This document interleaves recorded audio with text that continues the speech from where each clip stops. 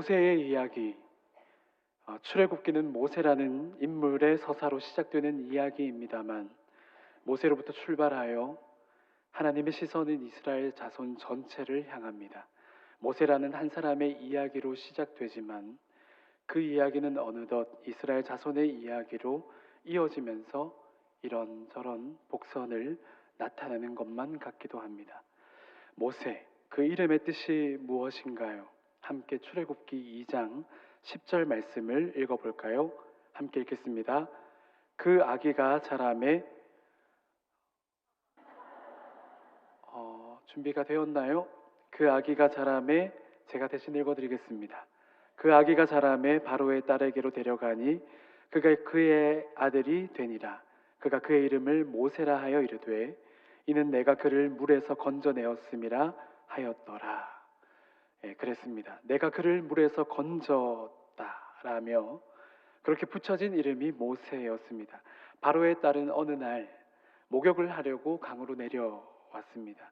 그렇게 강가로 내려와서는 갈대숲 속에 있는 상자를 발견하게 되었고 열어보니 한 사내 아이가 울고 있었던 것이었죠. 그런 연유에서 그의 이름을 그렇게 붙였습니다. 내가 그를 물에서 건졌다. 그런 의미로 아이의 이름을 모세라 하였습니다. 물에서 건져내었다라는 이름의 그 모세라는 아이는 훗날 우리의 하나님께서 이스라엘 자손을 홍해라는 커다란 물에서 건져내실 때의 지도자로 그 현장에 있게 되지요. 물에서 건져냄을 받았던 모세는 그의 동족 이스라엘 자손을 홍해로부터 건져내는 하나님의 사람이 되었습니다. 히브리 족속의 사내 아이로 태어났기에 바로의 명령대로 나일강에 던져져 죽임당할 운명이었으나 그 비극의 시대에서 하나님은 그를 건져내었습니다. 마찬가지로 오랜 노역과 폭압에 묶여 살아왔던 히브리인들을 하나님께서는 구원으로 이끌어내셨습니다. 비참한 고통의 삶으로부터 하나님은 이스라엘 자손을 건져내셨습니다. 이렇듯 모세라는 그 이름에서도 하나님의 구원이라는 아름다운 복선이 깔려 있음을 봅니다. 모세의 출생과 모세를 부르시는 장면에서도 모세가 하나님의 부르심을 입고 점차 하나님의 편에 서게 되는 이야기를 통해서도 우리는 하나님의 앞에 선 이스라엘 자손의 이야기를 들여다보게 되죠. 모세를 시작으로 이스라엘 자손 전체에게, 그리고 오늘 우리는 그 이야기를 우리 삶으로 가져와 우리 인생에 일하고 계시는 하나님의 이야기로 계속해서 바라볼 수 있어야 합니다. 그게 바로, 그렇게 성경 말씀을 대할 수 있는 자세가 바로 믿음이겠지요. 구약 성경을 읽다가 보면 하나님께서는 이스라엘 자손에게 당신을 가리켜 다음과 같이 표현하시는 걸 자주 볼 수가 있습니다. 너희를 애굽에서 인도하여 낸 너희의 하나님. 너희를 애굽에서 인도하여 낸 너희의 하나님. 몇몇 말씀 구절을 볼까요? 신명기 16장 12절 말씀입니다.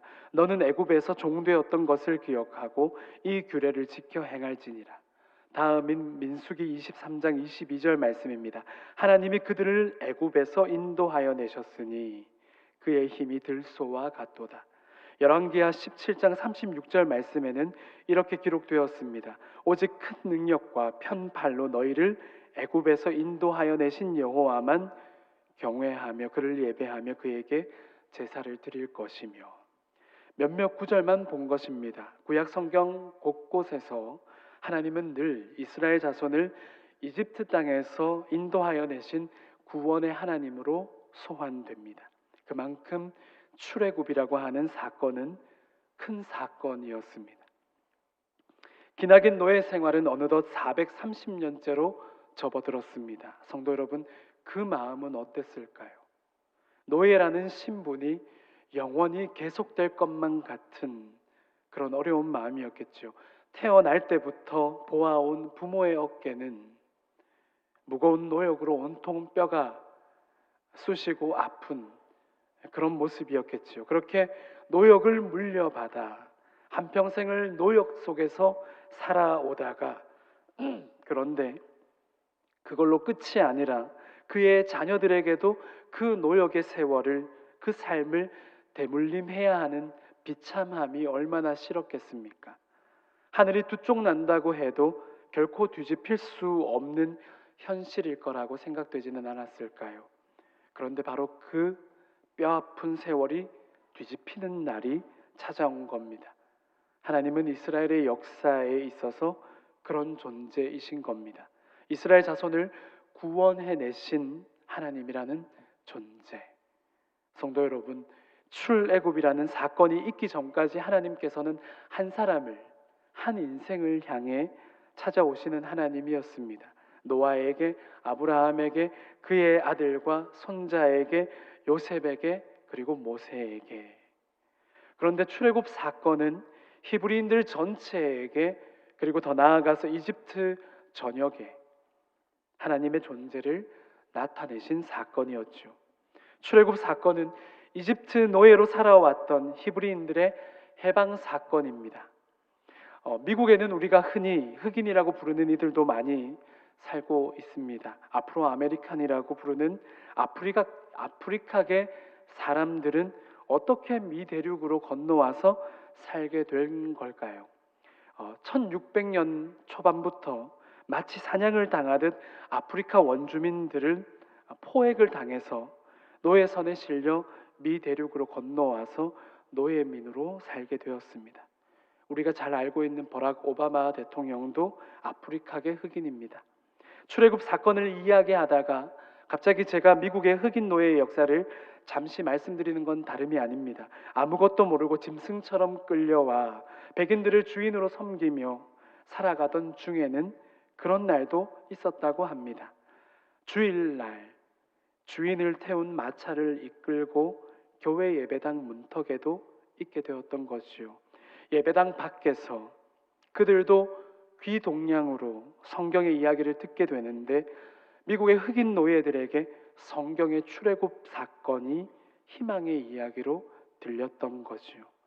자신들도 아프리카로부터 노예로 붙잡혀와 살게 된 현실, 그 현실로부터 어쩌면 하나님께서 그 언젠가 자신들을 구원해 주실 것이라는 신앙을 키웠다고 전해집니다. 그렇게 미국 흑인들의 신앙, 곧 흑인 교회는 그런 배경 속에서 시작되었다고 전해집니다. 이처럼 출애굽은 노예로 묶여 살아왔었던 인생들이 노예의 삶에서 이제 벗어나 자유로운 존재, 특별히 그 백성들을 자유롭게 하시는 하나님의 돌보심, 그 안에서 누리게 되는 자유에 관한 이야기로 이어지는 중요한 성경의 사건입니다.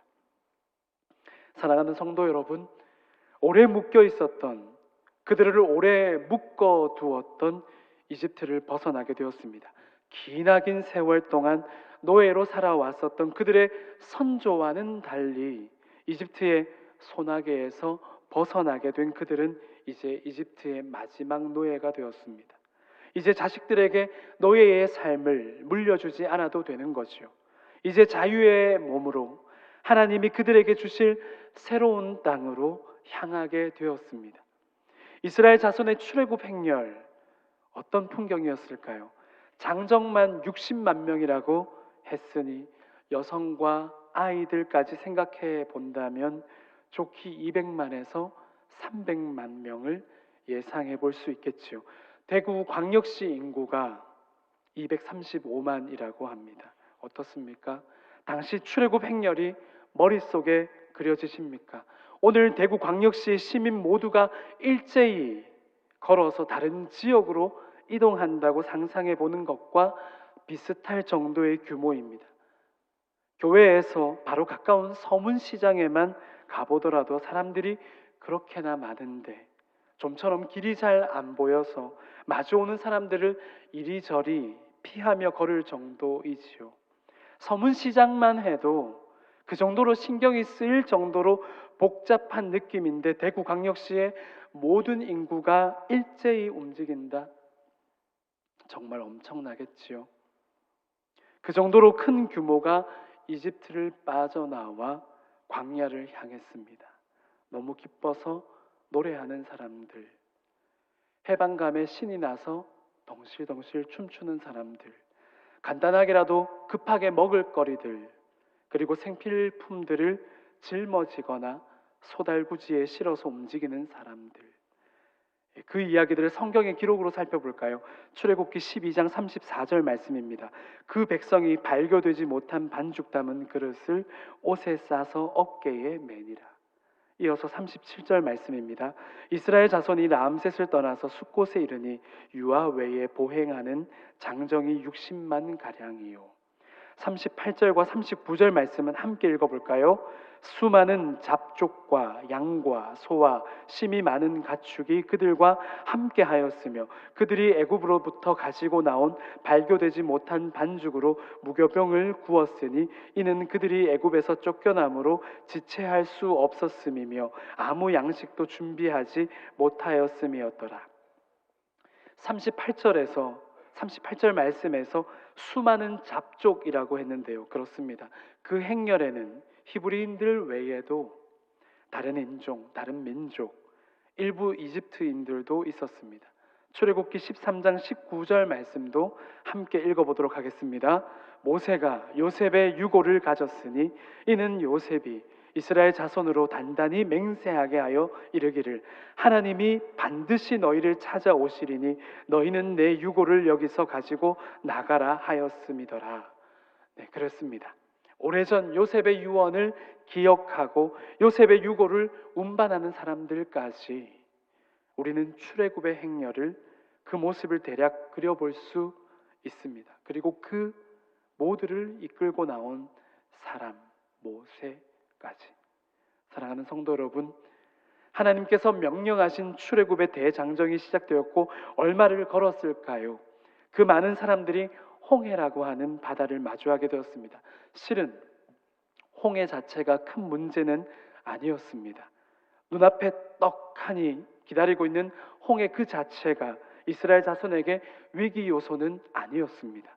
홍해는 이스라엘 민족에게 아무것도 하지 않았습니다. 홍해에 다다라서 이제 잠시 쉬기도 하고 그동안을 잠시 돌아볼 여유가 생겼을 겁니다. 홍해 바다와 이스라엘 자손만 놓고 본다면 괜찮은데 여기서 문제는 이스라엘 자손을 맹추격해온 성난 바로 왕과 그의 군대였던 거지요. 칼과 창을 앞세워서 엄청난 전투력으로 무장한 성난 바로의 군대가 미친 속도로 이스라엘 진영을 향해 질주해 온다면 홍해 바다에 대한 정의는 어떻게 됩니까? 그 의미가 달라집니다.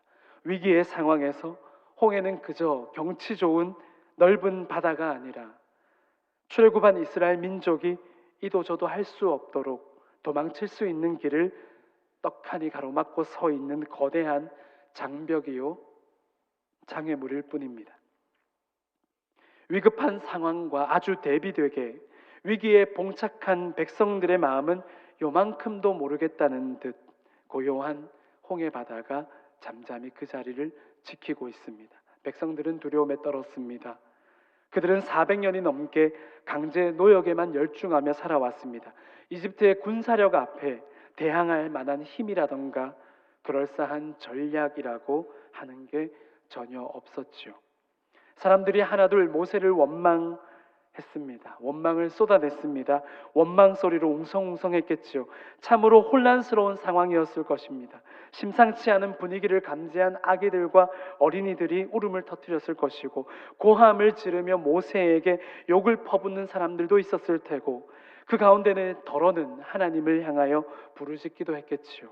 모세를 원망하며 모세의 생명을 위협하듯 분노를 터뜨린 사람들도 있었고 이집트로 다시 돌아가자고 하는 소리도 있었습니다. 이제라도 이집트로 돌아가서 살자. 일단 살고 봐야 하지 않겠느냐. 노예 생활이 힘들긴 했어도 이집트는 정말 살기 좋은 나라다. 그래, 내 체질에도 이집트가 잘 맞았다. 나는 이집트 말도 유창하게 잘하는 걸. 이집트의 화장품, 클레오파트라가 바르던 그 화장품, 이집트의 패션, 이집트의 음식이 그립다. 어서 빨리 항복한다는 의미로 백기를 만들어 높이 들어 올리자. 성도 여러분 모두 잊어버렸습니다. 자신들이 종전에 어떤 일을 경험하고서 그렇게 이집트 노예 생활을 끝낼 수 있었는지 잊어버린 겁니다. 자신들이 이집트를 빠져나올 때 이집트 온 전역에서 들리던 그 곡소리, 이집트 사람들이 맏아들을 잃고 슬퍼서 절규했던 그 곡소리를 뒤로 하고 그 땅을 빠져나왔던 그걸 잊어버린 겁니다. 하나님이 그들을 구원하시려고 이집트 땅에 내리셨던 그 신비한 일들, 10번의 재앙을 모두 잊어버린 탓이었습니다. 그런 혼란스러운 상황 가운데 하나님은 모세에게 홍해 바다 위로 손을 내밀라고 하셨지요. 그러자 어떻게 되었나요? 홍해 바다는 두려움에 떨고 있는 이스라엘 민족에게 길을 내어 보였습니다. 하나님께서 돌풍을 일으켜 그 바다를 양옆으로 물러나게 하시고 그 사이에 드러난 길로 이스라엘 백성을 걸어가게 하셨지요. 아니요, 어쩌면 제정신이었다면 천천히 걷는 사람이 없었을 겁니다. 아마도 허겁지겁 뛰어가기 바빴지 않았을까요?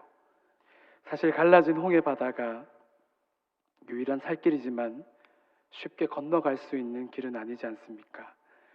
여러분이라면 쉽게 홍해 바다 사이로 건너갈 수 있겠습니까? 두려움이 극도에 달할 때 모든 상황은 다 두려움으로 다가올 수 있습니다. 이 바다가 언제 다시 원래대로 돌아갈지 모른다는 두려운 마음이 생기지 않았을까요? 조금 전까지 차라리 이집트로 돌아가서 다시 노예로 사는 게 낫겠다고 원망을 쏟아냈던 사람들은 여전히 마음을 정하지 못하고 있지는 않았을까요? 사랑하는 성도 여러분, 하나님은 왜 그와 같이 홍해를 가르셨을까요? 다시 모세의 이야기로, 모세라는 이름이 붙여졌던 때로 거슬러 돌아가 보면 모세는 죽을 운명에서 건져냄을 받았습니다. 모세가 태어나던 그 시절에는 히브리인들이 모여 사는 그 동네 곳곳에서 곡소리가 끊이질 않았겠지요. 부모 스스로가 강에다가 자신이 낳은 아들을 던져두고 오든지, 아니면 몰래 키우다가 발각되어서 그렇게 아들을 잃게 되던지, 모세가 태어나던 그 무렵에 곡소리는 훗날 이집트 전역의 곡소리로 바뀌었습니다. 죽을 운명에서 건져냄을 당했어도 모세는 하나님이 없는 상태로 그렇게 살아왔습니다. 그러던 중에 자기 동족 히브리인들이 고통당하는 상황을 가만히 두고 볼 수가 없어서 이집트인 하나를 죽이고 그 시신을 모래 속에 감추었습니다. 그 일로 모세는 도망치듯 이집트를 벗어나 긴 세월을 살아왔습니다. 그러던 어느 날 모세는 신비한 체험을 통해 하나님의 부르심을 입었습니다. 너는 내 백성을 구해라. 그들을 이끌고 나와서 약속의 땅으로 향해 나아가라. 그에 대한 모세의 대답이 무엇이었습니까? 출애굽기 4장 13절 말씀을 함께 읽겠습니다. 모세가 이르되 오 주여 보낼 만한 자를 보내소서. 무슨 말입니까? 하기는 뭘 합니까? 번지수를 잘못 짚으셨습니다. 저는 마음 없습니다. 모세의 대답은 거절이었습니다. 그도 그럴 것이 80세의 노년이 될 때까지 연락 한 번 없다가 갑자기 전화를 걸어놓고는 여보세요 누구십니까?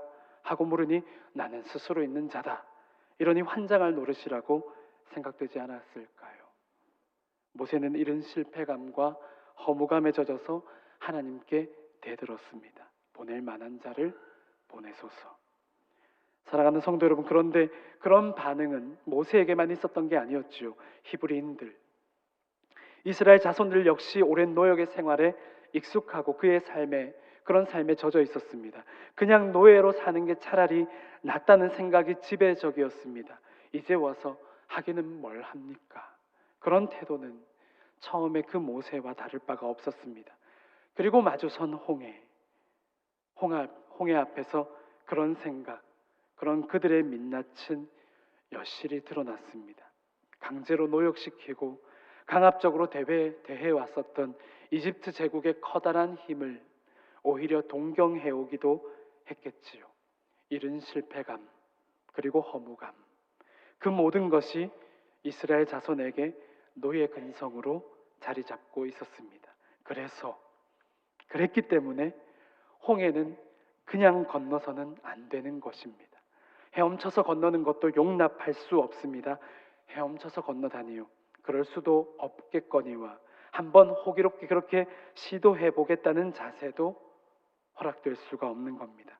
그동안 이스라엘 자손에게 젖어 있었던 그 모든 어두운 마음들, 생각들, 그걸 계속 무겁게 달고 살 수는 없습니다.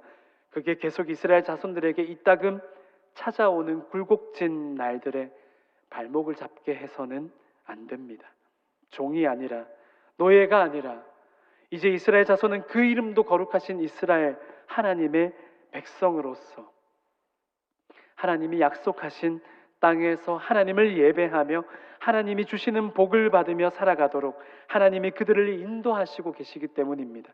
때문에 하나님은 그들의 눈앞에 그들을 가로막고 있는 홍해 바다, 그냥 그들의 노력으로 건너게 할 수가 없는, 그래서 그 홍해 바다를 하나님은 아주 어떻게 해버리셨습니까? 갈라버리셨습니다. 그렇게 홍해를 건너게 하셨습니다. 두 발로 걸어서. 막연히 갈라진 바다 사이를 건너에 있어서 그 두려움을 극복하기 위해서 무엇인가를 붙잡아야만 합니다. 그것은 믿음입니다.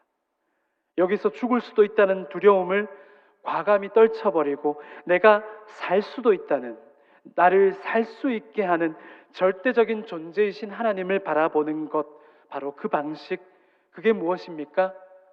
믿음이지요. 붙들고 있던 두려움을 이제 그만 내려놓고 마음에서 떨쳐버리지 못했던 실패감을 떨쳐내고 극복하는 방법은 하나님을 바라보는 믿음, 하나님을 신뢰하는 것이었습니다. 홍해를 건너므로써 이스라엘 민족은 이제 두려움을 밀어내고 믿음을 취하는, 믿음의 방식을 붙잡는 전환의 계기를 갖게 됩니다. 그들 속에 깊이 내재되어 있었던 그와 같은 태도를 버리지 않으면 이스라엘 민족은 하나님의 자녀가 될 수 없습니다. 성도 여러분, 모세에게도 갈라진 홍해 바다는 놀라운 광경이었겠지요. 그 놀라운 상황 가운데 모세는 이제 하나님에 대해 더 깊이 알게 되었을 겁니다. 보낼 만한 자를 보내십시오. 그렇게 하나님께 대들던 모세는 이제 조용히 회중 가운데에서 벗어나 지팡이를 들고 바다 위로 그의 팔을 내밀었습니다. 함께 출애굽기 14장 13절과 14절 말씀을 읽겠습니다. 모세가 백성에게 이르되 너희는 두려워하지 말고 가만히 서서 여호와께서 오늘 너희를 위하여 행하시는 구원을 보라. 너희가 오늘 본 애굽 사람을 영원히 다시 보지 아니하리라. 여호와께서 너희를 위하여 싸우시리니 너희는 가만히 있을지니라. 아멘. 보낼 만한 자를 찾아보라던 모세가 어느덧 내가 그 사람입니다 라는 자세로 하나님의 편에 서서 여전히 두려움에 떨고 있는 이스라엘 자손을 믿음의 길로 인도하고 있습니다. 사랑하는 성도 여러분, 홍해 앞에서 이스라엘 자손은 말했습니다. 여기가 우리 무덤이다. 이집트의 매장지가 부족할까봐 기어코 여기로 우리를 이끌고 와서 우리를 다 죽이려는 것이냐? 이제 다 끝이다. 모든 게 끝장났다 라며 절망했습니다. 그렇습니다. 홍해, 이스라엘 자손에게 그것은 끝을 의미했고 하나님에게는 시작을 의미했습니다. 함께 읽어볼까요? 홍해, 이스라엘 자손에게 그것은 끝을 의미했고 하나님에게는 시작을 의미했습니다. 이제 진정 한 발, 그렇게 또 한 발, 믿음을 시작해 나가는 의미 있는 출발로서 홍해를 바라보시는 하나님. 사순절 절기가 시작되었습니다. 그 옛날 하나님은 이스라엘 민족에게 홍해 사이로 구원의 길을 내셨습니다. 오늘 우리에게 그분은 내가 길이라 말씀하시며 나로 말미암지 않고는 아버지께로 올 자가 없다며 그 스스로 구원의 길이 되어 주셨습니다. 구원을 전혀 기대할 수 없었던 홍해를 오히려 구원의 길로 바꾸어 주셨던 것처럼 생명을 기대할 수 없는 나무 십자가를 그분은 그가 그 나무 십자가에 매달려 죽으심으로써 죽음의 십자가를 산 소망으로 바꾸어 주셨습니다. 생명을 기대할 수 있는 구원의 길이요 증표로 우리에게 십자가를 보여주신 하나님이십니다. 우리도 그리스도인된 우리도 십자가의 길을, 십자가의 그 길을 어쩌면 끝이라고 생각되는 홍해도 우리 인생을 가로막고 있는 그 무언가를 끝으로 바라보지 않고 시작으로 바라보며 믿음으로 걸을 수 있기를 주님의 이름으로 축원합니다. 기도하겠습니다. 하나님, 주신 말씀을 붙들고 성경의 이 위대하고 놀라운 이야기가 그저 책 속에 담겨 있는 먼 옛날의 이야기가 아니라 오늘 우리 삶 가운데도 여전히 길을 내시고 구원의 길을 자처하시며 우리로 그 길을 걷게 하시는 그 하나님 은혜 붙들고 믿음으로 살아가는 우리 모두가 되게 하여 주옵소서. 예수님의 이름으로 기도드립니다. 아멘.